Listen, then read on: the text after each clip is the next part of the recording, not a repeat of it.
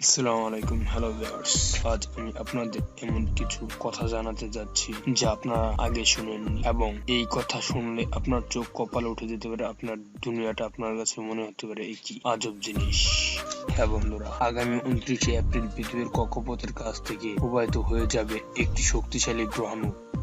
নাসার পক্ষ থেকে এই গ্রহাণুটির নাম দেওয়া হবে অ্যাস্ট্রোড 52768 বা 1998 OR2 পয়েন্ট। যদিও এই গ্রহাণুটি সরাসরি পৃথিবীর উপর কোনো ধরনের আঘাত হানবে না এবং পৃথিবীর কক্ষপথ থেকে এর দূরত্ব হবে আনুমানিক 4 লাখ মাইলের মতো, যা পৃথিবী থেকে চাঁদের দূরত্ব 16 গুণেরও বেশি। এছাড়াও পৃথিবীর কক্ষপথ থেকে 3.9 লাখ মাইলের অভ্যন্তরে এই গ্রহাণুটি আসবে না, কিন্তু এর বিশাল আকৃতির জন্য কিছুটা হলেও সলকা থেকে যায়। আনুমানিক 1.1 থেকে 2.5 মাইল ব্যাস বিশিষ্ট এই গ্রহাণুটি ঘন্টায় 20,000 মাইল বেগে পৃথিবীর কক্ষপথে কাছ দিয়ে প্রবাহিত হয়ে যাবে, যার প্রভাবে পৃথিবীর চৌম্বক ক্ষেত্রে পরিবর্তন আসতে পারে বলে কোনো বৈজ্ঞানিক মনে করছেন। একই সঙ্গে এই গ্রহাণু প্রভাবে পৃথিবীর অনেক জায়গা সময়ের জন্য সূর্যের আলো থেকে বঞ্চিত হতে পারে, এবং একই সঙ্গে সৃষ্টি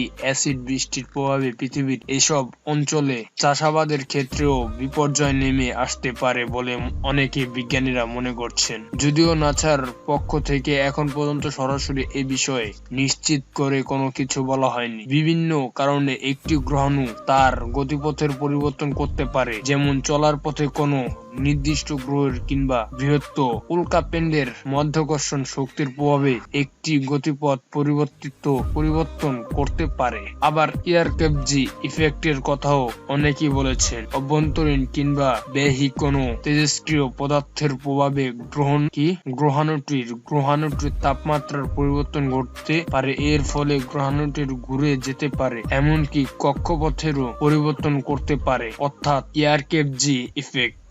হয়তোবা সাময়িকভাবে মনে হচ্ছে যে 40,000 মাইল বিশাল দূরত্ব, কিন্তু যে কোনো সময়ে গতিপথের পরিবর্তন কিংবা তেজস্ক্রিয় বিকিরণ বৈশিষ্ট্য করে পৃথিবীর পোস্টের উপর একটি প্রভাব ফেলতে পারে। তো বন্ধুরা, ভিডিওটা কেমন লাগলো? ভালো লাগলে সাবস্ক্রাইব করবেন, লাইক কমেন্ট দিয়ে আমাদের সাথেই থাকবেন।